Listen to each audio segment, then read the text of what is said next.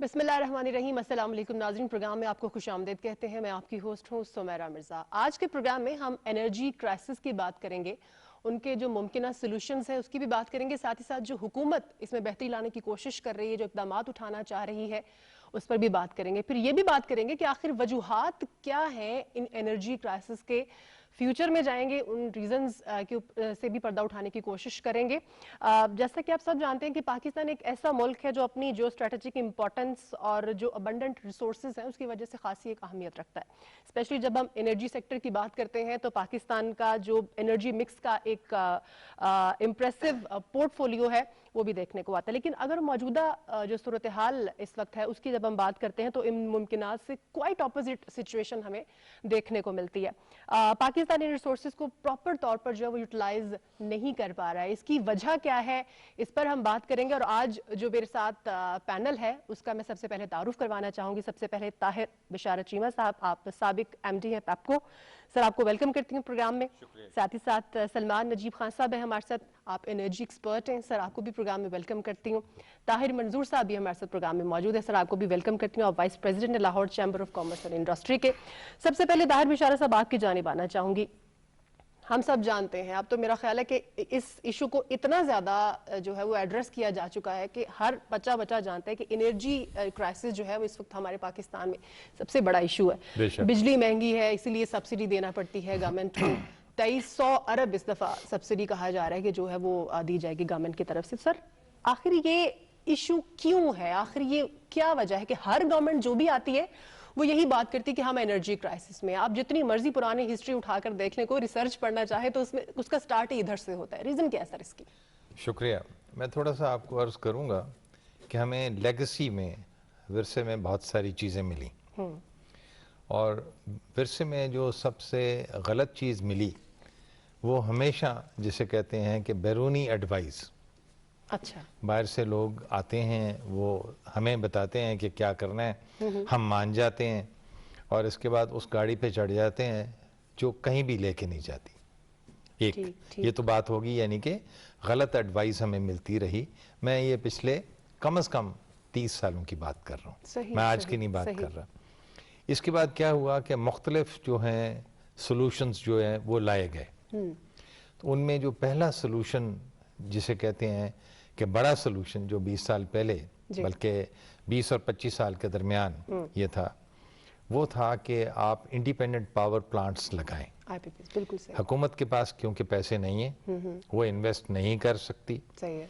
और ये एक नई मंत्रा उस वक्त बताई गई कि हुकूमत का काम बिजनेस में नहीं है, और ये बिजली या एनर्जी जो है इसे भी बिजनेस समझा गया। अच्छा, इसे यूटिलिटी नहीं समझा गया। बिल्कुल सही, बिल्कुल सही। और भूल गए कि बहुत सारे जो थर्ड वर्ल्ड उस वक्त और डेवलपिंग कंट्रीज इस वक्त, उनमें हुकूमतें जो हैं वो इन चीज़ों का ख्याल रखती हैं, जिसमें बिजली है, गैस है, इसके बाद वासाज भी हैं, वाटर एंड सैनिटेशन की इशूज़ भी हैं।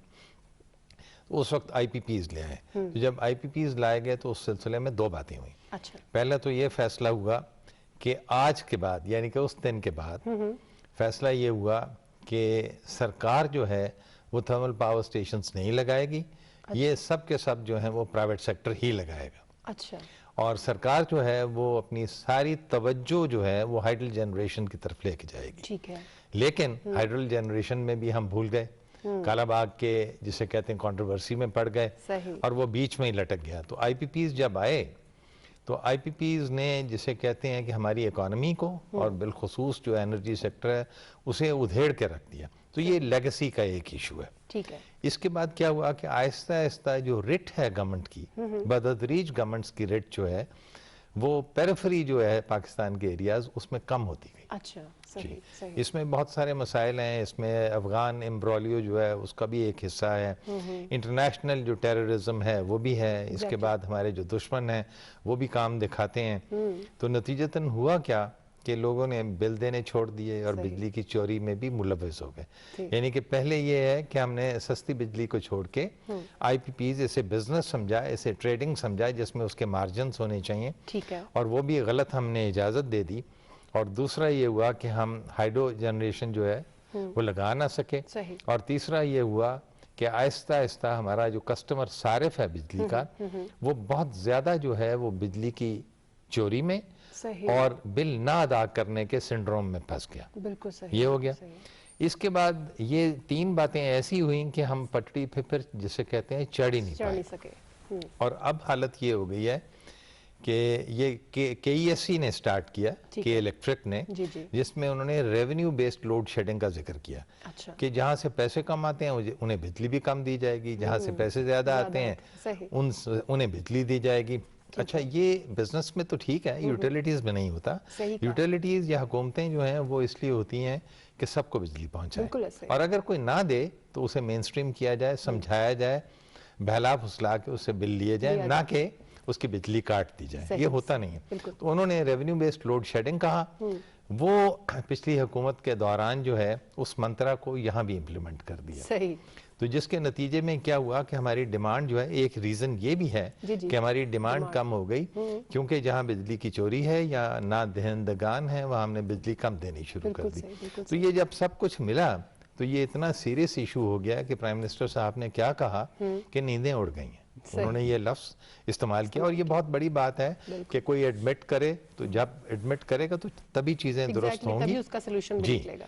तो अब हमने ये देख लिया कि जो बिजली के निर्ख हैं इस वक्त, पैदावारी निर्ख जो हैं, वो बिलों की सूरत में पूरे नहीं हो रहे। ऐसा ही है। तो जब पूरे नहीं हो रहे तो जितने वो कम हम बिल लेते हैं वो सर्कुलर डेट में चले जाता है, और सर्कुलर डेट का जैसे वजन बढ़ता है उसकी फाइनेंशियल कॉस्ट भी बढ़ती है, और फिर सब्सिडीज की बातें की जाती हैं। ये 2300 अरब जो है ये सिर्फ एनर्जी के लिए नहीं है, ये और भी सब्सिडीज हैं इसमें। अभी आपने हाइड्रो जनरेशन की बात की, तो इस पे सर की बड़ी रिसर्च भी, इनका काम भी है, उनसे जान लेते हैं। उस पर भी सर आपकी राय लेना चाहूंगी, लेकिन चूंकि हम रीजंस की बात कर रहे हैं तो वर्स्ट मिस्टेक ऐसी क्या हुई, अगर हम हिस्ट्री की बात करते हैं, कि हमें आज ये हालात देखना पड़े हैं, और फिर जब हुकूमत ने ये बात की कि हम हाइड्रो जनरेशन करेंगे, वो क्यों ना कर सकी, उसकी क्या रीजंस है? देखिए, आज से कुछ 40 साल पहले आपके बड़ों ने फैसला किया कि 70-30 will be the hydel thermal ratio for energy generation, utility based. तो वो आपने उस चीज़ को नज़रअंदाज करना शुरू कर दिया। मिसाल के तौर पे अभी फरमाया ताहिर साहब ने कि जी कालाबाग डैम को मुतनाज़ किया। कालाबाग डैम एक तो लोड सेंटर्स के करीब, पंजाब के लोड सेंटर्स के करीब एक बहुत लो रेट की बिजली पैदा कर सकता है, बड़ी इकोनॉमिकल, और साथ ही फ्लड कंट्रोल भी कर सकता है। बिल्कुल सही। क्योंकि पहाड़ी आखिरी सिलसिला ख़त्म हो जाता है मियाँ वाली पे, वो आखिरी सिलसिला है, उसके बाद कोई फ्लड कंट्रोल पॉसिबल नहीं, और मैक्सिमम फ्लो भी क्योंकि कालाबाग पर है इंडस रिवर का। सही है। तो वो दोनों चीजें आपने नजरअंदाज कर दी, यानी पानी के सेक्टर को भी आपने खराब कर दिया और बिजली का। और फिर आपने क्या किया, उसका हल क्या निकाला? जैसे फरमा रहे थे ताहिर साहब कि कोई बाहर से दोस्त आए, उन्होंने हमारे ब्यूरोक्रेसी को कहा कि यार इंपोर्ट करो एनर्जी, ठीक है, बिल्कुल। सो एक उस वक्त हमारे चौधरी मोहम्मद अली साहब के साहबजादे थे, चौधरी जावेद अख्तर, जो हमारे सबके बड़े हीरो थे इलेक्ट्रिकल इंजीनियरिंग में जी। उन्हें कहा कि यार ये तो लगता है ईस्ट इंडिया कंपनी दोबारा आ गई वापस। He said it openly. और अब आज क्या है कि आप उसको कंट्रोल नहीं कर सकते। उन्होंने यहाँ तक कहा, ओपन फोरम में कहा, अल्लाह बख्शे फौत हो गए, उन्होंने कहा कि भाई इससे तो बेहतर हम लोड शेडिंग बर्दाश्त कर लेंगे, हम इम्पोर्टेड एनर्जी नहीं बर्दाश्त कर सकते, क्योंकि हमारे पास वैल्यू एडेड इंडस्ट्री नहीं है, और ये फितना बढ़ता जा रहा है। सही, सही। और 1994 की ओरिजिनल रिपोर्ट की कॉपी मेरे पास मौजूद है। उसका नाम क्या है? Independent power plants thermal policy in private sector. मतलब अंडरस्टूड यही है ना जी। इम्पोर्टेड, उसमें इम्पोर्टेड का वर्ड इस बार है, imported IPPs based on imported thermal energy, ये उसका अंग्रेजी में तर्जुमा है। और आप यकीन करिए कि उसमें स्ट्रिक्टली लिखा हुआ है कि सिर्फ इम्पोर्टेड एनर्जी पे IPPs लगेंगे। तो अगर आपने यही करना है और सब ने इसमें कमीशनें लेनी है और महंगी पावर आनी है, तो फिर क्यों रोते हैं आप सर्कुलर डेट से? आपकी जेब में नहीं है इतना कि आप इसको पे कर सके, बिकॉज आप you are not an export based country. आपके पास एक्सपोर्ट फैक्टर है ही नहीं जो उसको आप वैल्यू ऐड करके उसको जेट इंजन बना दें, कारें बना दें, कोई और चीजें बना दें 100 किस्म की, और आप बाहर एक्सपोर्ट, आप में दम ही नहीं है। सही। आपकी एक एग्रो बेस्ड इंडस्ट्री जरूर है, टेक्सटाइल, वो भी अल्लाह करे अब खड़ी हो जाए दोबारा, उस पर भी सब्सिडियां दे दे के आप उसको खड़ा कर रहे हैं, एक्सपोर्ट के काबिल कर रहे हैं दोबारा। द फैक्ट इज कि जब तक आप एनर्जी को नहीं बनाएंगे independent of outside influences, you can not be an independent country also. और आखिरी बात मैं कर दूं, इसका हल क्या है? जी। हल ये है कि अल्लाह ने आपको एक सारी दुनिया को इनफैक्ट एक रिन्यूएबल की तरफ रास्ता दिखा दिया जी बिल्कुल। पानी भी, हाइड्रो पावर भी रिन्यूएबल है जी। और सोलर तो है ही renewable, we all know that. Wind is renewable, wind हमारे पास जरा कम है, कोस्टल एरिया में है, कराची के बकरान कोस्ट लाइन और कुछ पहाड़ी इलाके में। सही है। और फिर बायोमास है, जो हमारा एग्रो वेस्ट होता है उसको हम बायोमास कहते हैं। जी जी बिल्कुल बिल्कुल सही। जिसको जो भी एग्रो वेस्ट होता है, अगर कनक कहीं 1 टन होती है तो 1.25 टन उसका एग्रो वेस्ट होता है। बिल्कुल सही, बिल्कुल सही। वो भी एक बड़ा क्रेडिबल है, उसको वर्ल्ड बैंक ने उसको भी रिन्यूएबल कह दिया। सही। तो अगर आप रिन्यूएबल्स पे आ जाए, जिसको अभी भी रेजिस्ट कर रही है लॉबियां, अभी भी रेजिस्ट कर रहे हैं रिन्यूएबल लॉबीज रिन्यूएबल एनर्जी को। बिल्कुल बिल्कुल। तो इससे बड़ा कुफर क्या हो सकता है कि वो कहते हैं नहीं जी अपनी चीज नहीं, सूरज इस्तेमाल नहीं करना, तो उसी बाहरों तेल मंगा के इस्तेमाल करो। So we are somebody has to give leadership. बिल्कुल सही। एंड से कि ये क्या कुफर हो रहा है मुल्क के साथ। बिल्कुल सही। गरीब का हाल तो देखें आप, मुल्क का हाल जो है वो तो है, गरीब का तो हाल देखें क्या। बिल्कुल ऐसे। ताहिर साहब, जाहिर है अब इंडस्ट्री के लिए हम देख रहे हैं, स्पेशली जब हम ओवरऑल इकोनॉमी की बात करते हैं तो प्राइम मिनिस्टर साहब ने अब जो है वो इसके ऊपर खासे पॉलिसीज़ भी नई बनाना शुरू की, इंडस्ट्री पॉलिसी भी नई आ रही है। और अभी 1-2 रोज़ पहले हम इसके ऊपर बड़ा डिटेल में हमने शो किया, तो जो ताजिर हजरात हैं या जो इंडस्ट्रियलिस्ट हैं वो बड़े खुश हैं उसको देखते हुए। लेकिन जब हम एनर्जी की बात करते हैं तो बिजली के अलावा और कौन से आप समझते हैं कि ऐसे मुतबादिल ज़राए हैं जो यूज़ करके जो बिजली को जो सब्स्टिट्यूट कर सकते हैं? आप क्या समझते हैं क्या होना चाहिए? बिस्मिल्लाहिर्रहमानिर्रहीम। पहले तो मैं, जो आपने आज का टॉपिक है वो एनर्जी क्राइसिस का है, तो एनर्जी क्राइसिस जो बिजनेस कम्युनिटी को फेस जो करनी पड़ रही है, मैं उस पर बात करना चाहूँगा कि इस वक्त जो एनर्जी क्राइसिस है वो शटडाउन की सूरत में है। वो बता, यानी कि विदाउट अनाउंस शटडाउन किया जाता है। और आपको पता है अगर प्राइम मिनिस्टर साहब ने अनाउंस किया है पैकेज, तो उससे बेनिफिट भी हुआ है। तो आपकी 24-25 बिलियन के करीब एक्सपोर्ट जो है ना वो आने लग गई है। तो एक छोटा सा बेनिफिट से ये इतनी इंकरेजमेंट मिली है। तो अगर इसको प्रॉपरली मैनेज किया जाए, लाइक जिस तरह 24 रुपीज़ पर यूनिट कॉस्ट आ रही है इसकी इलेक्ट्रिसिटी की, और 1000 रुपीज़ BBU उसकी आ रही है सुई गैस की, तो आप देखें कि इंडस्ट्री कैसे सर्वाइव कर सकती है। अराउंड आप अपने एरिया इर्द गिर्द के जो अपने नेबर्सहुड है आप उनको देख लें, कंट्रीज को देख लें, तो हम सबसे हाईएस्ट रेट चार्ज कर रहे हैं। बिल्कुल ऐसे। तो हम फिर जब बात करते हैं एक्सपोर्ट ओरिएंटेड इंडस्ट्री की, तो हम कैसे सर्वाइव कर सकते हैं? हमने वैल्यू एड करना है। वैल्यू एड के लिए तो हमें कंटिन्यूसली इलेक्ट्रिसिटी चाहिए, कंटिन्यूसली गैस चाहिए। जब हमें नहीं मिलती तो आपको पता है अब ऑल्टरनेट क्या है कि गैस नहीं मिल रही, आपको पता है शॉर्टेज है गैस की, और गैस की ना मिलने की सूरत में कोयला जलाना पड़ता है और लकड़ी जलाना पड़ती है। और लकड़ी से हम देखें हमारा मुल्क आगे ही दरख्त काट काट के हम लोगों ने जला दिए सारे, और हम लोग को इतनी अवेयरनेस नहीं है कि मुझे अभी आज पता चला कि दयार के दरख्त कलाम से ला के यहाँ इंडस्ट्री में जलाए जा रहे हैं। किसी को अवेयरनेस नहीं है कि दयार के दरख्त है। और फिर आपको पता है पॉल्यूशन और सारा एनवायरमेंट का मसला, वो एनवायरमेंट का डिपार्टमेंट आ जाता है, जनाब गैस क्योंकि अवेलेबल नहीं है, कॉयल क्यों यूज कर रहे हैं और दरख्त क्यों यूज कर रहे हैं, लकड़ी क्यों यूज कर रहे हैं। तो जब एक इंडस्ट्री में, टेक्सटाइल के लिए किसी भी इंडस्ट्री में जब बॉयलर चलाना पड़ता है ना जी, तो उसको कंटिन्यूसली हीट चाहिए होती है। तो अगर पीछे से बंद हो जाती है या शॉर्टफॉल आ जाता है या उसमें ये फिर प्रॉब्लम आती है, वो काम ही नहीं कर सकती। ऑल्टरनेट तो फिर ये है कि जो भी सलमान साहब ने बताया कि विंड में जाएं या हम जो सोलर में जाएं या हम अपना फिर इसको यूज करें, अपने पानी का रिसोर्सेज को यूज करें। तो Kalabagh dam was the best one, जो हमने इसको इग्नोर किया, वो भी कंट्रोवर्शियल हो गया।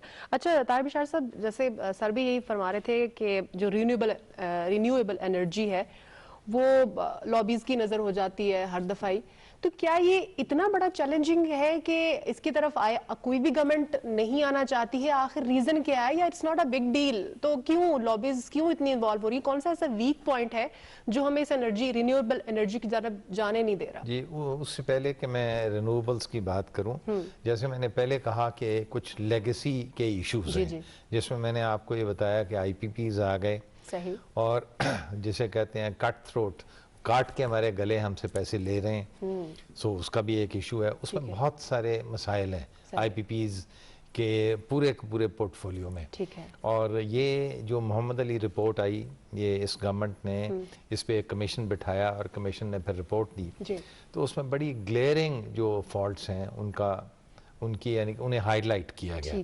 उस पर अब काम भी हो रहा है, तो इस पर मजीद काम होना चाहिए ताकि इनके रेट्स आ सकती हैं जी इनके रेट्स जो हैं वो रैशनलाइज होने चाहिए और होंगे इंशाल्लाह, क्योंकि मेरिट बेस्ड हैं, उससे फ़र्क पड़ेगा। अदरवाइज उनका एक स्ट्रैंगल होल्ड है हमारे गले पे, ये लेगेसी का इशू है। इसी तरह मैंने आपको अर्ज़ की, दूसरा ये है कि जो कंज्यूमर जो मिक्स है एनर्जी का, जो सुलेमान नजीब खान साहब ने भी जिक्र किया और इसके बाद ताहिर मंजूर साहब ने भी जिक्र किया, जिसमें आपने रिन्यूएबल्स की बात की, तो इसे जल्दी ठीक करना होगा। लेकिन जहन में आप ये रखिएगा कि कितनी जल्दी ये ठीक हो सकता है। ये थोड़ा सा मिड टर्म और लॉन्ग टर्म, इमीडिएट या शॉर्ट टर्म नहीं है ये, या ऐसा ऐसा हम चीज़ें दुरुस्त करेंगे। अभी हमने बात करनी है कि इस वक्त हमारा सांस कैसे आसानी से निकल सकता है। सही। तो अब बात आती है जी मैनेजमेंट की जी। एक लेगेसी इशू ये भी रहा कि जो मैनेजमेंट है पूरे के पूरे एनर्जी सेक्टर की, वो टिल्टेड है टुवर्ड्स नॉन प्रोफेशनल्स। ठीक है जी हाँ, बजाय इसके कि जो प्रोफेशनल्स हैं इसे मैनेज करें जी। वो कुछ हालात मुल्क के ऐसे बने कि आहिस्ता आहिस्ता जो प्रोफेशनल्स थे उन्हें रेलीगेट किया गया और नॉन प्रोफेशनल्स या जनरलिस्ट जिसे कहते हैं उन्हें ड्राइविंग सीट पे बिठा दिया। ठीक है। तो ये उसी तरह ये है कि मुझे बिठा दिया जाए कि जहाज अब तुम चलाओ और बाकी खैर होगी, तो वो खैर तो नहीं होगी, वो क्रैश ही करेगा, स्टॉल ही करेगा। सो लेगेसी में ये इसकी जो गवर्नेंस है एनर्जी सेक्टर और बिलखुसूस पावर सेक्टर की, जी जी। उसके भी इश्यूज हैं, वो भी दुरुस्त होने चाहिए। ठीक है। तो मकसद ये हुआ कि अगर हमने इमीडिएट या शॉर्ट टर्म में हमने चीज़ें दुरुस्त करनी है तो मैं उसे मैं आपको अर्ज करता हूँ कि पहला काम यह है कि इसकी गवर्नेंस जो है वो ट्रूली प्रोफेशनल्स के हाथ में दी जाए। ठीक है। और प्रोफेशनल्स हैं, कोई ऐसी बात नहीं है, चुने जा सकते हैं उनमें से, जिसे भी पसंद किया जाए उसे उसके हाथ में ड्राइविंग सीट पे उसे बिठाया जाए। दूसरी उसमें बात यह है कि आईपीपीज के साथ जो अकोमोडेशन या नेगोशिएशंस करनी है वो फौरन करनी होंगी। अच्छा। क्योंकि ये मैं आपको अर्ज कर दूं कि जो पहले के मुआहदे हैं कोई कुछ कहे उनमें मसाइल हैं। है, बिल्कुल सही। जी बिल्कुल। जो अब तक ये मसाइल हल नहीं हो जी 1994 की पॉलिसी के तहत जो आईपीपीज लगे, इसके बाद 2002 की और 2015 वाली बाद में जो उसके मसले हैं, और वो सीरियसली वहां बैठ के बगैर खौफ और खतर ठीक है उनको रीनेगोशिएट करना होगा, जाके उससे प्राइसेस कम की जाए, तो उस वजह से कुछ चीज़ें बेहतर हो सकती हैं। ठीक है। और इसके बाद जो है फौकियत जो है इकोनॉमिक डिस्पैच ऑर्डर में कि कौन सी जनरेशन पहले लेनी है और कौन सी बाद में, जी। उसमें आपको जो रिन्यूएबल्स इस वक्त हमारे पास हैं, जिसमें विंड एनर्जी है, सोलर भी है, हाइड्रो जनरेशन काफ़ी सारी है, और इसके पास बमुकाबला दूसरों के कुछ सस्ती और भी थर्मल जनरेशन है, उसको फौकियत देनी होगी।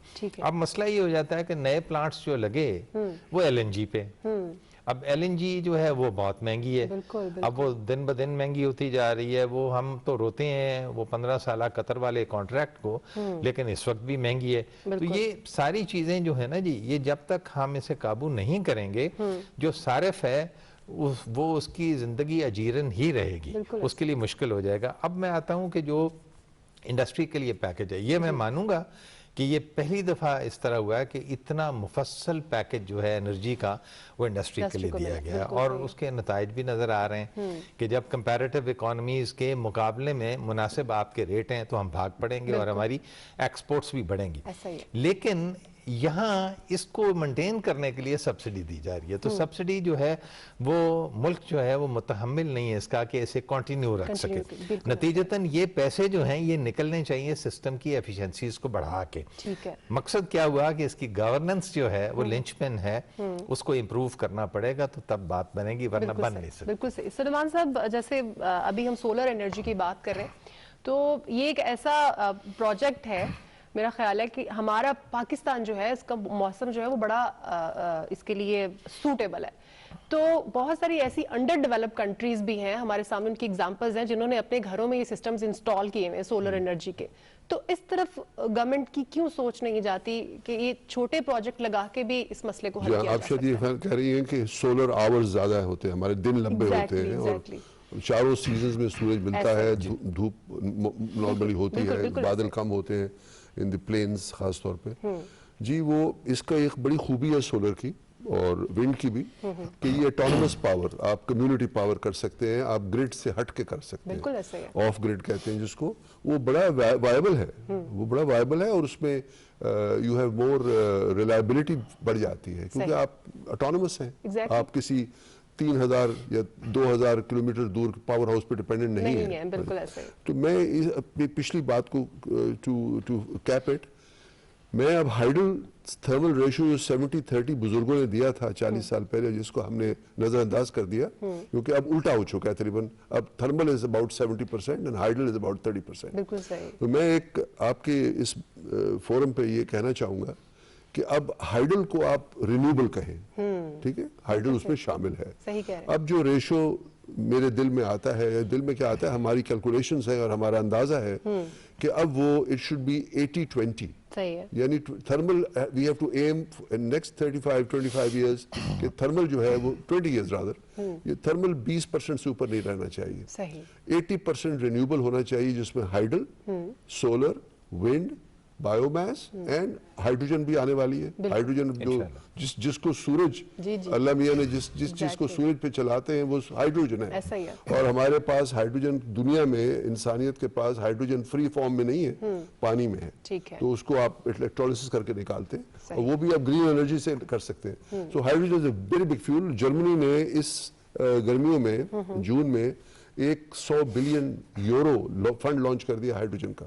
हम 3-4 साल से देख रहे थे कि जर्मन बहुत तेज, आपको समझदार लोग हैं, बड़े बहुत प्रैक्टिकल, फ्रूगल, गुड इंजीनियर्स, तो उन्होंने इस सिलसिला शुरू कर दिया हाइड्रोजन का। तो hydrogen will be now the also renewable, उसमें कोई कार्बन नहीं है और उसमें एंडलेस एनर्जी है, जितना पानी उतनी हाइड्रोजन। तो अभी उसको 5वां एलिमेंट करके, तो maybe then we go to 90-10, क्योंकि हाइड्रोकार्बन को जलाना थर्मल स्टेशन में तो बड़ी जल्दी कुफर नजर आना शुरू हो जाएगा, महंगा, फिर इम्पोर्टेड लॉबी की खातिर करेंगे आप। So this is the solution now कि यू गो फॉर 80-20, अनाउंस करें कि जी पाकिस्तान गवर्नमेंट अनाउंस करे कि अगले 20 साल हमारा टारगेट 80-20 है। रिन्यूएबल जिसमें हाइडल भी है, सोलर भी है, विंड भी है, इंशाल्लाह आगे हाइड्रोजन भी होगा, वो 80 अनाउंस करें, मुल्क को टारगेट दें, रोना धोना बंद करें, जो हो गया हमारे साथ वो तो हो गया, जो लूट के ले गए वो भी ले गए, जो नहीं लूटा वो भी लूट रहे। तो everybody is having a great time, हर बंदा कंप्लेन करता है, क्यों कंप्लेन करते हैं? You know it's imported energy, it's not sustainable, it's not sustainable, Baba. We are too poor. It's not just possible to continue like this. They can't continue like sir, this. Imported energy पे भी हम sir से पहले बात करेंगे। Sir, जैसे कि मैंने पहले भी कहा कि अब प्राइम मिनिस्टर साहब बहुत अच्छा काम करने जा रहे हैं इसको लेकर, इंडस्ट्री को लेकर, लेकिन अगर हम अपने हमसाया ममालिक को देखते हैं या अदर कंट्रीज जिनको भी, जो इस वक्त तरक्की की राह पर गामजन है और वो तरक्की पा भी रही हैं, तो उनसे जब हम कंपेयर करते हैं तो वहां पर एनर्जी की जो प्राइसेस हैं, इलेक्ट्रिसिटी की स्पेशली जो प्राइसेस हैं, वो बहुत लो हैं। तो जब हमारे मुल्क में यही सिचुएशन रहेगी तो फिर प्राइम मिनिस्टर साहब किस तरह से दावा कर सकते हैं कि ये चेंजेस आ सकते हैं जो वो लाना चाह रहे हैं? वेरी गुड क्वेश्चन जी। जो हमारी सजेशन है और जो इस वक्त अराउंड द नेबरहुड में जो रेट चल रहे हैं वो 7 सेंट से भी कम चल रहे हैं। तो हम जब इतने हम जो महल है हमारा जो तकरीबन 18 सेंट के करीब हम यहाँ जो बिल पे कर रहे हैं, सही है, तो अब कितना डिफरेंस है। और आप तो नेबरहुड की बात करते हैं, आप अपने नेक्स्ट प्रोविंस पे चले जाएं, सिंध में, तो 60% हम उससे पंजाब में हाई रेट चार्ज कर रहे हैं। तो हम अपने ही प्रोविंस के साथ कम्पीट नहीं कर पा रहे, तो how we can compete with the other countries? तो ये बड़ा गैप है। और मेरे नजदीक जो ये जो नेचुरल रिसोर्सेज है ना जी, ये स्टेट के होने चाहिए, ना कि किसी सूबे की मलकियत होनी चाहिए। 18th अमेंडमेंट में, सॉरी टू से दैट, ये एक स्टेट की मलकियत है, इसमें जिसकी जितनी जरूरत है, जितनी पॉपुलेशन है, जितनी इंडस्ट्री, उसके मुताबिक उसको प्रोवाइड करनी चाहिए। अब हम कहते हैं जी क्योंकि गैस सिंध से निकल रही है इसलिए उनको सस्ती देनी है, बलूचिस्तान से निकली उनको सस्ती देनी है, पंजाब क्योंकि सबका बड़ा भाई है, ये सारा सेक्रीफाइस करे, इसको कुछ नहीं देना, ये अपनी वीट भी दे दे, सब कुछ दे दे, लेकिन इसको देना कुछ नहीं। अब देखें कितना इसके लिए बड़े सोल्यूशन निकल सकते हैं, जिस तरह अभी सलमान साहब ने फरमाया, बड़ी अच्छी इनकी थॉट्स हैं कि अगर गवर्नमेंट इंस्टेड ऑफ दैट के ये जो सब्सिडाइज करती है, ना कि सब्सिडाइज, ये सीधा इंडस्ट्रीज को जो है ना जीरो रेटेड के ऊपर लोन्स प्रोवाइड कर दे कि जी आप सोलर पे जाएं, किसी भी विंड पे चले जाएं, किसी पे चले जाएं, अनदर सोर्स पे चले जाएं, आप जो है ना हम पे जो है ना रिलाई ना करें, अपने इंडिपेंडेंट सोर्स को हमें सेल करें। तो आप देखें विद इन 5 ईयर्स ये मुल्क कहाँ से कहाँ तरक्की करके जाता है। ये सारी चीजें हैं जो हमें करनी है। अब हमें अब गैस हमने जाया कर दी सीएनजी में। सीएनजी का तुक बनता था, नेचुरल चीज थी, हमें वैल्यू एडिशन के लिए इस्तेमाल करनी चाहिए थी। सही। वैल्यू एडिशन जब हमने इस्तेमाल नहीं की तो हमने इसको जाया कर दिया। अब कितने सालों के लिए हमारे पास रह गई है, अब सलमान साहब से बता रहे हैं 8-10 साल के लिए हमारे पास रह गई गैस बाकी। तो हमें इसको वैल्यू एडिशन को ले जाना चाहिए और जो डोमेस्टिक यूज के लिए वो एलएनजी पे ले जाए, उसको सब्सिडाइज कर दें। वो डोमेस्टिक यूजर के, अब डोमेस्टिक यूजर को आप 200 रुपए दे रहे हैं और इंडस्ट्री को 1000 रुपए में दे रहे हैं, तो कैसे कम्पीट हो सकता है। और लोड शेडिंग भी इस वजह से करते हैं कि इतनी सस्ती वो प्रोवाइड नहीं कर सकते, तो उस वजह से आपको पता है इंडस्ट्री स्कैटर्ड एरियाज में लगी होती हैं। इंडस्ट्रियल स्टेट्स तो बहुत कम है मुल्क में ना, अब स्कैटर्ड एरियाज में लगी हैं तो उसमें रेजिडेंशियल एरिया भी शामिल है, तो उनको लिए बंद करते हैं रेजिडेंशियल एरिया, तो इंडस्ट्री भी बंद हो जाती है। ये सब चीजें जब तक सही नहीं होंगी तब तक ये मामला सीधे नहीं होंगे। बिल्कुल सही। ताइब शाह साहब, जैसे हम बात कर रहे थे इंपोर्टेड एनर्जी की, तो जब भी हम रीड करना चाहते हैं किसी भी शॉर्ट टर्म प्लान को कि एनर्जी सेक्टर में जो क्राइसिस है उसको ओवरकम किया जाए, तो उसमें सबसे ऊपर, क्योंकि मैंने जितनी भी रिसर्चेज आज पढ़ डाली ना, उसमें सब कुछ यही लिखा हुआ कि आप इंपोर्ट करें एनर्जी को ना। इवन कि हमारे इंटरनली लोगों ने जो रिसर्चेस की हुई है हमारी कंट्री में, उनका भी यही प्लान है। तो आपने कुछ सजेशंस दी हैं, तो आपका क्या ख्याल है जो पॉलिटिकल इंस्टेबिलिटी है, इकोनॉमिक इंस्टेबिलिटी है, ये भी असरअंदाज होती है इन क्राइसिस के ऊपर? मैं थोड़ी सी जो दाहिर मंजूर साहब ने और सुलेमान नजीब खान साहब ने बात की, जी, इन दोनों का बातों का जो मुकफ़फ़ था, इन्होंने ये कहा कि हमारे पास एक सस्टेनेबल जिसे कहते हैं और लॉन्ग टर्म नेशनल पॉलिसी की ज़रूरत है। बिल्कुल सही है। यानी कि वो पॉलिसी बड़ी सीधी सी होनी चाहिए कि हमने तमाम पाकिस्तानियों को बिजली मुहैया करनी है। बिल्कुल ऐसा है। और अगर ईंधन का मसला है तो किसी न किसी शेप में अफोर्डेबल ईंधन जो है वो प्रोवाइड करना है। सही। ये पॉलिसी 2 लाइनों की होनी चाहिए कि ये हमारा काम है, ये हमने करना है। बिल्कुल सही। और फिर उसकी इम्प्लीमेंटेशन के लिए एक्स नंबर ऑफ ईयर्स कि ये 3 साल में, 5 साल में, 15 साल में ये कंप्लीट हो जाएगी। ठीक है। उसमें चलेंगे। आज तक हमारी जितनी पॉलिसीज बनती रही बिलखुसूस पावर के लिए, ये पीस मील रही हैं। ठीक है। 94 की पॉलिसी आई तो उन्होंने कहा प्राइवेट पावर को अट्रैक्ट करना है। 2002 की आई तो उसमें कहा गया कि प्राइवेट पावर होगी लेकिन पाकिस्तानी कॉर्पोरेट सेक्टर आएगा। ठीक है। जो कि अच्छी बात थी। इसके बाद 2015 में आया कि हमने एलएनजी और इसके बाद कोल पे पावर स्टेशंस लगाने हैं। ठीक है। ये और बात है कि जो पावर स्टेशन लगने चाहिए थे समंदर के साथ, वो हमने समंदर से सिर्फ 1500 किलोमीटर दूर लगाए। वो एक अलग इशू है। गलतियां तो हमने बहुत सारी की। सही। तो हमें इस वक्त जो है वो एक लॉन्ग टर्म पॉलिसी की ज़रूरत है जो 2 लाइनों की हो कि पूरे पाकिस्तान में हर पाकिस्तानी के पास ईंधन और बिजली जो है वो मिलेगी। ठीक है। बांग्लादेश ने 3 महीने पहले एक नेशनल पॉलिसी दी है कि अगले 3 साल में पूरे बांग्लादेश में ग्रिड कवर दिया जाएगा। ठीक है। ग्रिड का मतलब है इलेक्ट्रिसिटी कवर। बिल्कुल बिल्कुल। वो दिया जाएगा। ये जो बातें हैं ना जी कि आप ऑटोनमस जो इन्होंने बात की, ये जिसे कहते हैं कि ये असिस्ट कर सकते हैं, लेकिन ये ज्यादती होगी कि जिनको बिजली मिल गई उन्हें मिल गई, बाकी जो है अपनी कमर पे एक एक पैनल बांधें और इसके बाद मजे करें। तो ये नहीं होना चाहिए। एक बात। दूसरी बात मैं आपको अर्ज कर दूं कि दुनिया में ये रिकग्नाइज हो चुका हुआ है कि जो कन्वर्जन, बेस्ट कन्वर्जन जो बिजली की है नेचुरल रिसोर्सेज में से या नेचर से, वो है ही बिजली में। मकसद है कि हमें बहुत जल्दी पाकिस्तान में बिजली इस्तेमाल करनी होगी, कुकिंग के लिए भी, हीटिंग के लिए भी, बहुत खूब, कूल जिसे कहते हैं ठंडा करने के लिए भी, और आपकी ट्रांसपोर्ट भी सारी की सारी जो है इलेक्ट्रिकल व्हीकल्स पे बनेगी। ये बेस्ट कन्वर्जन है। तो लेकिन पॉलिसी इसकी बनेगी तो फिर आगे चलेंगे। अब फिर मैं वापस आता हूँ शॉर्ट टर्म पे, क्योंकि इस वक्त तकलीफ हमें है। बिल्कुल। जो कौम को हुकूमत को भी मसले हैं, इसके बाद लोग भी बहुत तंग हैं। तो उसमें वापस हम आते हैं कि एक तो इमीडिएटली गवर्नेंस जो है वो प्रोफेशनल्स के हाथ में देनी होगी, सेक्टर की, एनर्जी सेक्टर की, बशमूल पावर सेक्टर जी। अदरवाइज होगा क्या कि ये चलेगा नहीं। जितने मर्जी आप एक्सपेरिमेंट्स कर लें, जितनी मर्जी आपकी जिसे कहते हैं जगराते आपको फेस करने पड़े, नींदें ना आए, ये एक तो प्रोफेशनल्स को देना होगी।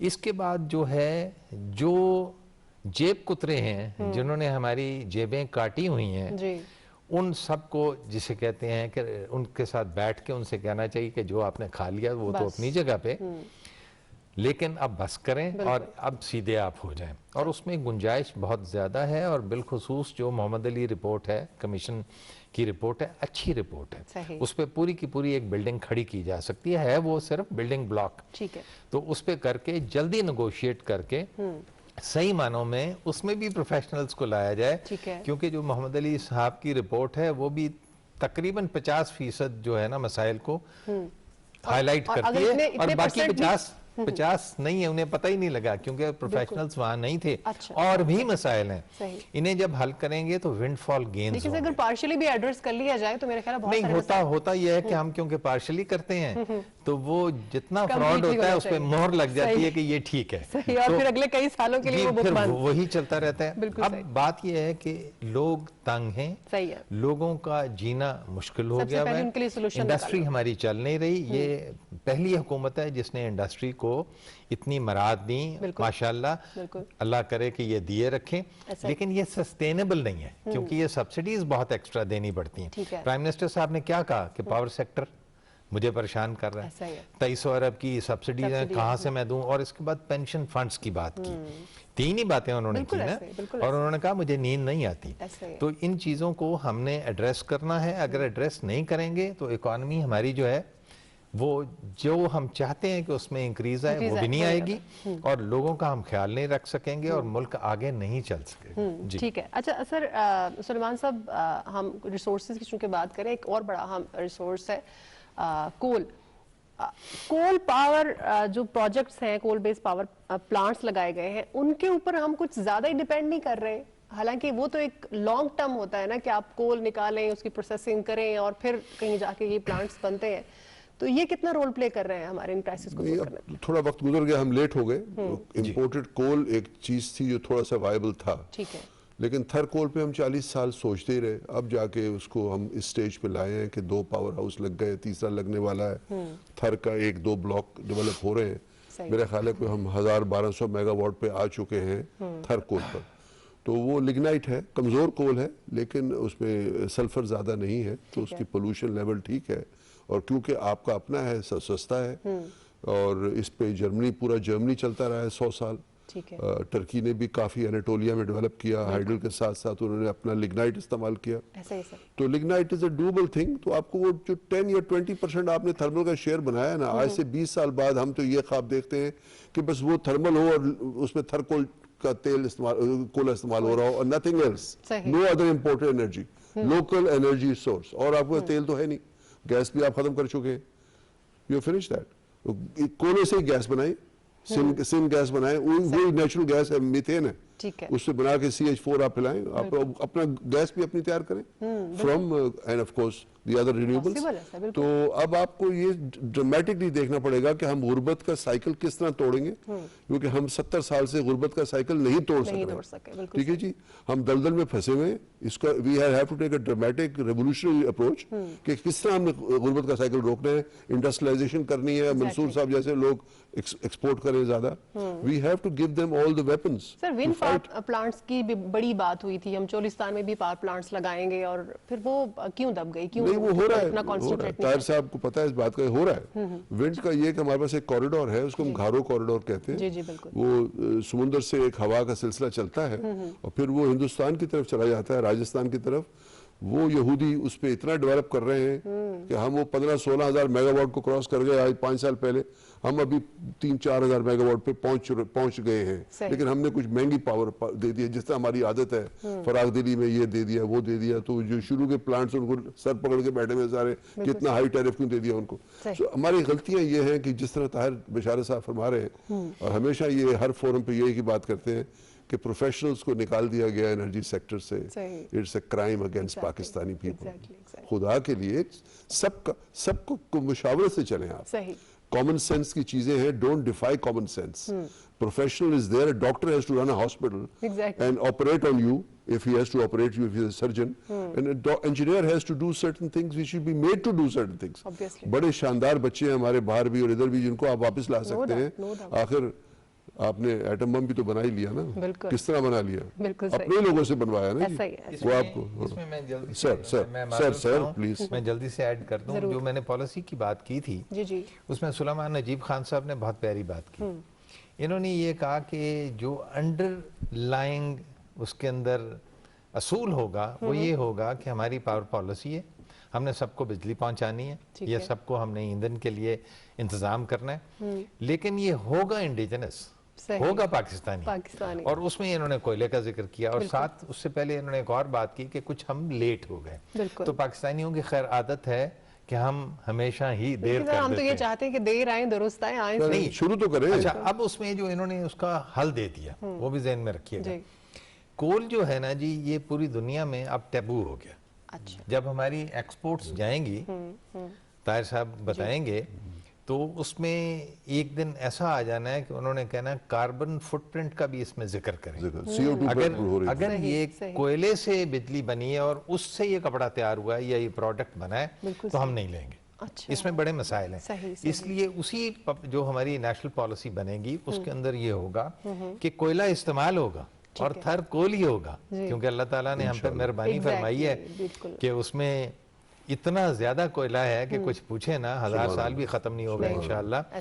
तो उसको आप सिंथेटिक गैस में कन्वर्ट करेंगे, यानी कि उसकी गैसिफिकेशन करेंगे और उसको यूज करेंगे ताकि वो जो कार्बन फुटप्रिंट का जिक्र किया जाता है उससे भी हम बच जाए। यानी कि हमारी जो पॉलिसी है वो बहुत सारी चीजों को सामने रख के, उसके कई रुख होते हैं, उन सबको सामने रख के फिर ये बनेगी, होगी national policy for the good of the people, और उस पर फिर हम अमल पैरा हूं। जबरदस्त। ताहिर मंजूर साहब, आप जो है वो जाहिर अब सारे मामलात आप देख रहे हैं, स्पेशली लाहौर में है माशाल्लाह। अब आप क्या समझते हैं, हमारी इंडस्ट्री वाकई बूस्ट कर रही है और किन किन जगहों पे ज़रूरत है इसको मज़ीद कंसंट्रेट करने की? कुछ इंडस्ट्रियलिस्ट के जानिब भी तो जिम्मेदारी बनती है ना, तो वहाँ पर कहाँ पर फ्लॉज हैं जिनको आप चाहते हैं कि फिल होने चाहिए? मैं इसमें ये कहूँगा कि अल्लाह तबारक तआला को करम हुआ है कि कोविड में सूट कर गया। हमारी इकोनॉमी कोविड की वजह से 4% गेन कर गई है, बाकी कंट्रीज डिक्रीज कर गई है, बिल्कुल हमें सूट कर गया, अल्लाह का खास करम है। तो इस वजह से जिन कंट्रीज से एक्सपोर्ट नहीं हो पाई तो हम उसमें आ गए और हमने एक्सपोर्ट कर दी। तो इसमें कोई हमारा कमाल नहीं है, ना पॉलिसीज का कमाल है। हमें लॉन्ग टर्म इकोनॉमिक्स पॉलिसी चाहिए, अपोजिशन के साथ मिलकर बैठे, कोई भी गवर्नमेंट आए पॉलिसी को चेंज ना करे, लॉन्ग टर्म होनी चाहिए। जैसे अब ये एनर्जी की पॉलिसी, इसके ऊपर लॉन्ग टर्म बैठ के इन टॉपिक पे बैठ के डिस्कशन करनी चाहिए, पॉलिटिक्स को, पॉलिटिशियंस को, पॉलिटिकल पार्टीज को। ये एक चीजें हैं जो करनी चाहिए, जिससे हमारे, नहीं तो हम दुनिया हस्ती से मिट जाएंगे। मैं आपको बताता हूँ, क्योंकि हम बेसिकली करप्ट नेशन है, हम करप्ट नेशन और एक्सपेक्ट करते हैं कि हमारे हुक्मरान जो है ऑनेस्ट आए, तो हमारे में से आने हैं। तो ये हमें अपने आप को पहले बेहतर करना है, मैंने अपनी जात को देखना है, मैं कितना करप्ट हूँ, मैंने कहाँ अपने आप को बेहतरी लानी है, कहाँ ठीक करना है। तो ये सब चीजें आप जिस तरह भी फरमा रहे थे शीमा साहब भी, तो उससे कोल से ना सिर्फ गैस बन सकती है, उससे डीजल भी बन सकता है। हमारा कोयल ऐसा है, उससे डीजल भी बन सकता है। हम चैम्बर के प्लेटफॉर्म से बारहा इनको कह चुके हैं, एक कान से सुनते हैं दूसरे कान से निकाल देते हैं। आप उसको फौरी तौर पर, आपका जो है ना बिल कम हो जाएगा डीजल का, आप इसको फौरी तौर पर उसमें लेके जाएं, इसके इंडस्ट्री लगाएं, उसके ऊपर प्लांट्स लगाएं, उसको फौरी तौर पर कन्वर्ट करें कोयल को डीजल पे और गैस की तरफ कन्वर्ट करें। अभी सलमान साहब ने बड़ा फरमाया, जर्मनी देखा कितना लॉन्ग फोरकास्ट कर गया, उसने देखा कि हम उनके सारे जो थे ना एटॉमिक प्लांट्स थे सारे, उन्होंने देखा ये बड़ा हार्मफुल और हमारी जो नेशन है सारी तबाह हो जाएगी। उन्होंने 4 साल पहले ही प्लानिंग कर ली। अब हम जर्मनी जाते हैं ना जी, तो वो उनका प्लान है कि 2022 में उन्होंने ये जो है एटॉमिक प्लांट्स बंद कर देने टोटल, और तमाम आप देखें उनके मोटरवेज और उनके जितने जो हिली एरियाज तमाम विंड के लग गए, और कहाँ सोलर लगे हुए, कहाँ विंड लगे हुए। ये 2 चीजें तो उन्होंने पूरे मुल्क में बिछा दी हैं। अब उनके पास सरप्लस है। मैं एक दफा एक जमाने में गया जर्मनी, तो उनका जो पावर प्लांट लगा हुआ था इसका एटॉमिक का, तो उसकी एक चिमनी चल रही थी।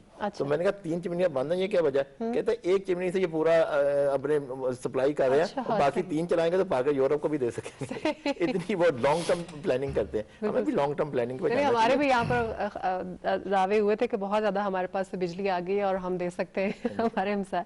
अच्छा ताहिर बशार साहब, जाहिर आप साबिक एमडी रहे हैं पेप्को में, तो आप क्या समझते हैं डिस्ट्रीब्यूशन ऑफ एनर्जी में कहाँ कहाँ पर फ्लॉज हैं जिनको हम लोग ओवरकम कर सकते हैं, सॉर्ट आउट कर सकते हैं? क्या क्या इश्यूज हैं यहाँ पे? आपका सवाल बहुत अच्छा है। बहुत दुखती रग पे हाथ रख दिया आपने। मैं थोड़ा सा अर्ज करूं कि जो पावर सेक्टर है उसके 3 सेक्शंस हैं। पैदावारी यानी कि जनरेशन, तरसीली यानी कि ट्रांसमिशन, और तकसीमी डिस्ट्रीब्यूशन। तो जनरेशन के मामलात पहले से बेहतर हैं। अच्छा। हमारे पास जो है जनरेशन कैपेसिटी अब काफ़ी है। ठीक है। ये और बात है कि वो महंगी है और उसके जो मुआहदे हैं उनमें भी मसाइल हैं, इसलिए उसे दुरुस्त तो करना होगा, वरना हम आगे चल नहीं सकते।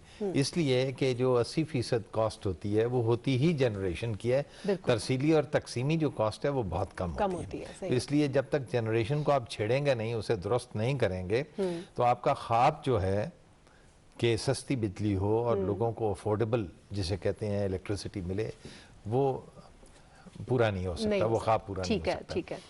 अच्छा, अब हम आते हैं जो तरसीली हमारी है National Transmission and Dispatch Company, जी, उसमें भी बहुत सारे मसाइल हैं। ठीक है। यानी कि उसके अंदर कॉन्स्ट्रक्शंस हैं कि जो बिजली है वो पूरी की पूरी तरसील नहीं हो सकती। सही है। उसमें बॉटल जनरेट होती है वो तरसील नहीं हो पाती, वो बॉटलनेक्स हैं, इसलिए वो दुरुस्त होना चाहिए। तो अब उसमें मैं थोड़ा सा अर्ज कर दूं कि उसमें प्रोफेशनल्स लाने के लिए इंटरव्यूज हो रहे हैं और उसका MD जो है जल्द एक प्रोफेशनल जो है आ जाएगा। अच्छा। वरना वो भी नॉन प्रोफेशनलों से कुछ देर 2-3 साल से 3 साल से चला रहे थे। अब आते हैं हम डिस्ट्रीब्यूशन पे। जी जी।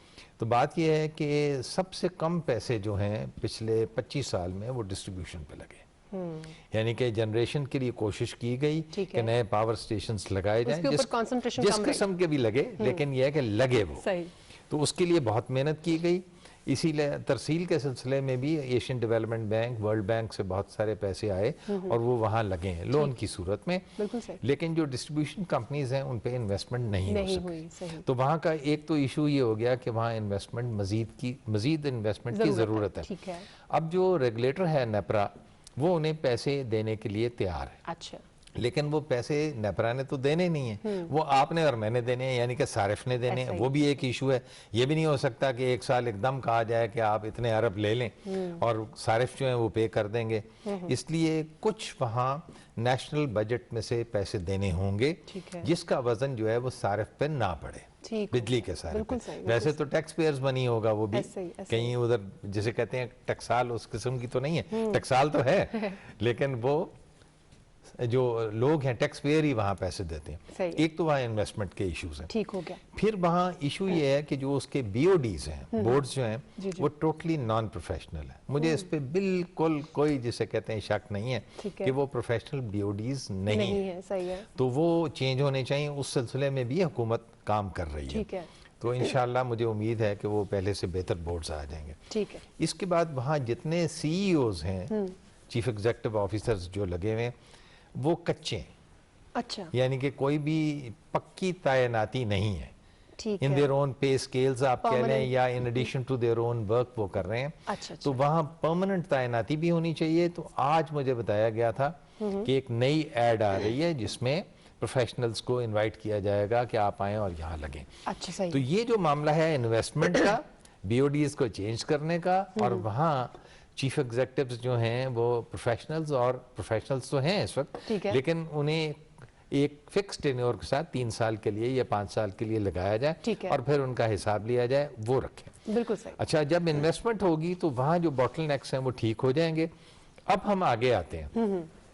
ये डिस्कोस जो हैं, हमारी डिस्ट्रीब्यूशन जो कंपनीज हैं, ये पुलिसिंग अथॉरिटीज नहीं है, ये पुलिस नहीं है, ये फौज भी नहीं है, ये रेंजर्स भी नहीं है। बिल्कुल ऐसे, बिल्कुल। इनको सपोर्ट चाहिए फेडरल गवर्नमेंट की, प्रोविंशियल गवर्नमेंट की और लोकल अथॉरिटीज की। जब तक इन्हें आप सपोर्ट नहीं करेंगे, ये ना ही बिजली दे सकते हैं, ना ही एश्योर कर सकते हैं कि लोग चोरी ना करें, और ना ही उनसे पैसे ले सकते हैं। ठीक है। तो इस पे बहुत मेहनत होगी। ये वाला काम जो है कि आप बिजली दें ही ना, जहां से पैसे कम आते हैं उनकी बिजली बंद कर दें, ये जवाब या आंसर नहीं है, ये सोल्यूशन नहीं है। बिल्कुल नहीं है। तो ये होगा क्या कि फेडरल गवर्नमेंट और प्रोविंशियल गवर्नमेंट्स और लोकल अथॉरिटीज ये मिलके इन्हें सपोर्ट करेंगे। तो तब ये जो मेलेडी है, ये जो बहुत बड़ी बीमारी है कि जिसमें बिजली का बिल ना दें या चोरी करें, आप इससे अंदाजा लगाइए कि जो टारगेट्स रेगुलेटर ने, नेपरा ने दिए हैं, उससे कम से कम 3% जो हैं हमारे लॉसेस ज़्यादा हैं। बिल्कुल इसी तरह वो कहते हैं कि 100% कलेक्शन होनी चाहिए, जो एवरेज है वो 89, 88, 89% है, 11%, ठीक है, वहाँ से भी कम है। सही। और तो ये पैसे कहाँ से पूरे होंगे? ये तभी पूरे होंगे कि जब ये सबसे पैसे लेंगे, ना कि लॉस जो है वो उनसे पूरा किया जाए जो कंप्लायंट कस्टमर। बिल्कुल सही। सलमान साहब, इससे पहले जब अतार साहब बात कर रहे थे, उन्होंने ये फरमाया कि हमारी कंट्री में या हमारी जो हुकूमत है उनको एक ऐसी पॉलिसी मुरतब करनी चाहिए कि हर घर में बिजली और गैस लाजमी देनी है। हमने एक कंट्री का एग्जाम्पल भी दी कि 3 साल दिए गए वहां पर, और जी, बांग्लादेश। ठीक है सर, यहाँ पर हमारे पाकिस्तान में क्या हमारा मुल्क इस वक्त मुतामिल हो सकता है इस तरह की कोई पॉलिसी देने में, और अगर नहीं हो सकता तो उसके क्या चैलेंजेस हैं, और कम से कम टेन्योर कितना हो सकता है जिसमें हम ये दोनों जो चीजें वो प्रोवाइड कर सकें हर सारिफ को? जी, पहले तो मैं अर्ज कर चुका हूँ कि ये देर से जो रिन्यूएबल को आप हाइडल की जगह रिप्लेस कर दें, ठीक है, और रिन्यूएबल थर्मल का रेशियो 80-20 ले जाएं for the next 20 years. Sir ये एक्सपेंसिव है? नहीं, नॉट एट ऑल। ये आप देखें, जर्मनी के जो मिसाल दे रहे थे मंसूर साहब, वो क्या कह रहे थे कि जर्मनी ने आज से 7 साल पहले उनके पास हमसे ज्यादा 35,000 मेगावाट, 35 गीगावाट कहते हैं उसको, उनके पास सोलर पावर थी, ठीक है, और उसके अलावा विंड उसके अलावा थी, नंबर 1 इन द वर्ल्ड थे। अब वो 50-55 पे चले गए हैं, सोलर और विंड भी उनके 20-22 पर है। हम तो वही 21-22 पे फिर रहे हैं ना, जो एक्चुअल जनरेशन हम करते हैं उससे कम करते हैं, हमारी इंस्टॉल थोड़ी ज्यादा है। तो जर्मनी हमसे रिन्यूएबल में आगे निकल चुका था, यही कि पहाड़ियों को कवर किया हुआ है, विंड हर जगह लगाया हुआ है जहाँ भी विंड है। देखिए, इसके 2 फैक्टर्स हैं। एक प्राइमरी एनर्जी है, जो हमने ईंधन जिसको कहते हैं आप, ठीक है, ईंधन की बात हो गई कि जी इंपोर्ट एनर्जी ना करें, जो कुछ है थर कोल को इस्तेमाल करें, सिन गैस, सिंथेटिक गैस बनाएं, और जिस तरह फरमा रहे हैं मंसूर साहब, डीजल बनाएं उसका, ठीक है, और फाइनली उसकी जनरेशन जब तक कर सकते हैं करें, जब दुनिया आपको मना कर दे कि ये CO2 का जिसका बहुत बड़ा फुटप्रिंट, तो रोक दीजिए। इसके बाद आप रिन्यूएबल्स हैं, हाइड्रोजन है, सब है। सही है। आपको इस बात का अंदाजा है, भाई साहब इसकी तरदीद नहीं करेंगे इंशाल्लाह, वो ये कि आपके पास पावर मैन्युफैक्चरिंग इंडस्ट्री जीरो है। आप जो 3-4 फैक्ट्रियां हैं, इनके मैं नाम नहीं लेना चाहता, जो बेचारे छोटे ट्रांसफार्मर बनाती हैं डिस्ट्रीब्यूशन के, और कुछ तारें खींच लेते हैं, ये तो मजाक है इस दुनिया के लिए। आपके पास ना आप जनरेटर बनाते हैं, बड़ा जनरेटर बनाते हैं, ना आप टरबाइन बना सकते हैं, ना आप हाई वोल्टेज का कोई ऑपरेटस बनाते हैं, जीरो। आपके पास कुछ नहीं है। क्यों? कि इसकी अहमियत ही नहीं समझी जाती। बिल्कुल सही। ये 4 सतून, 4 पिलर्स हैं जी engineering industry. One of the pillars, और इंजीनियरिंग इंडस्ट्री के अंदर सबसे इंपॉर्टेंट कंपोनेंट पावर ऑपरेटस है। बिल्कुल आप बनाते ही कुछ नहीं। बिल्कुल ऐसा ही। आपने जो हैवी इलेक्ट्रिकल कॉम्प्लेक्स चाइना ने तोहफा दिया, उसका भी मजाक उड़ा के रख दिया है। वो बेचारे शायद कमीशन नहीं दे पाते होंगे, वहाँ उनके सरकारी अफसर को तो कमीशन देते हैं, प्रॉब्लम हो जाता है। बिल्कुल बिल्कुल। तो वो आपको उस इंडस्ट्री को चलने नहीं दे रहे। सही। और आपने सीमेंस जैसी कंपनी को भगा दिया 70 साल बाद। 2015 में सीमेंस के MD ने मुझे कराची बताया, मैं कहा तुम्हें क्या हो गया, तुमने इंडस्ट्री अपनी बंद कर दी है। कहने के किसको बेचेंगे, ये तो जाहिल कौम है, इसको तो क्या बेचेंगे, इनको तो पता नहीं हमने देना क्या है। वो 30 साल पुराने स्टैंडर्ड कहते हैं, हमारे तो स्टैंडर्ड चेंज होते हैं, हर साल इंप्रूव होते हैं, प्रोग्रेस होते हैं, मॉडिफाई होते हैं। तो जब आप अपने इंजीनियर्स को अहमियत दीजिए, ठीक है सर, इंजीनियर्स को अपने सही मुकाम दीजिए, टेक्निकल लोगों को सही, साइंसदानों को मुकाम दीजिए, सब चीजें ठीक हो जाएंगी। ठीक और साथ कलमा पढ़ के। बिल्कुल सर, कोई सजेशन देना चाहेंगे आप एनर्जी क्राइसिस को कंट्रोल करने के लिए? जी, मैं यही अर्ज करूंगा कि जिस तरह मैंने अर्ज किया कि लॉन्ग टर्म ये जो है ना, इसकी एनर्जी पॉलिसी आनी चाहिए इकोनॉमिक पॉलिसी के साथ साथ, क्योंकि इंटरलिंक्ड है दोनों एक दूसरे के साथ। ठीक है सर। ठीक है ना जी। दूसरा, जिस तरह भी सलमान साहब ने फरमाया कि हमने आज तक सिर्फ असेंबलर ही रहे हैं, हम मैन्युफैक्चरिंग की स्टेज पे नहीं गए। ठीक है। और जिस तरह भी कार्बन की बात हो रही, तो वो वाकई एक्सपोर्ट में आगे है जी, जीरो कार्बन की वो बात कर रहे हैं। क्योंकि G+3 में जब वो करते हम एक्सपोर्ट करते हैं, तो वो फिर कहते हैं कि हम अभी वो गवर्नमेंट कह रही थी, पंजाब गवर्नमेंट के हम इंस्पेक्टरलेस रजीम लाना चाह रहे हैं, लेकिन ऊपर से प्रेशर आ गया यूरोपीय यूनियन की तरफ से, आप कर ही नहीं सकते। बिल्कुल। तो इस तरह के प्रेशर्स हैं, तो जीरो कार्बन के ऊपर भी वो बात कर रहे हैं। लेकिन अगर हम कोल पे जाते हैं तो उसको फिर हम कन्वर्ट करके ही जाएंगे ना, तो उसको हमें करना चाहिए, डीजल बनाना चाहिए, उसके ऊपर हाइड्रोजन बनानी चाहिए, और फिर छोटे छोटे हाइडल प्रोजेक्ट हमें फ्रॉम टेल टू एंड तक लगाने चाहिए कि जहां यहाँ छोटे छोटे लग सके। बिल्कुल सही, इनिशिएट तो करना चाहिए ना, बिल्कुल, ताकि मिसाइल को काबू पाना शुरू कर सके हम लोग। इंडस्ट्रीज को भी जो हमारे इंडस्ट्रियलिस्ट है ना, उनको ये जो है ना, ये जीरो रेटेड जो ना इंपोर्ट की इजाजत देनी चाहिए कि ये अपनी जिस तरह मर्जी जनरेट करें, लेकिन इंपोर्ट बिल ना आए, इंपोर्ट ना आए। बिल्कुल सही, बहुत शुक्रिया ताहिर मंजूर साहब, आपने वक्त दिया। सुलेमान नजीब खान साहब, आपका भी बहुत शुक्रिया प्रोग्राम में डिस्कशन के लिए। ताहिर बिशारत चीमा साहब, आपका भी बहुत शुक्रिया। नाज़रीन, आज के प्रोग्राम से इतना ही। सुमेरा मिर्जा को इजाजत दीजिए, अपना ख्याल रखिएगा, अल्लाह हाफिज।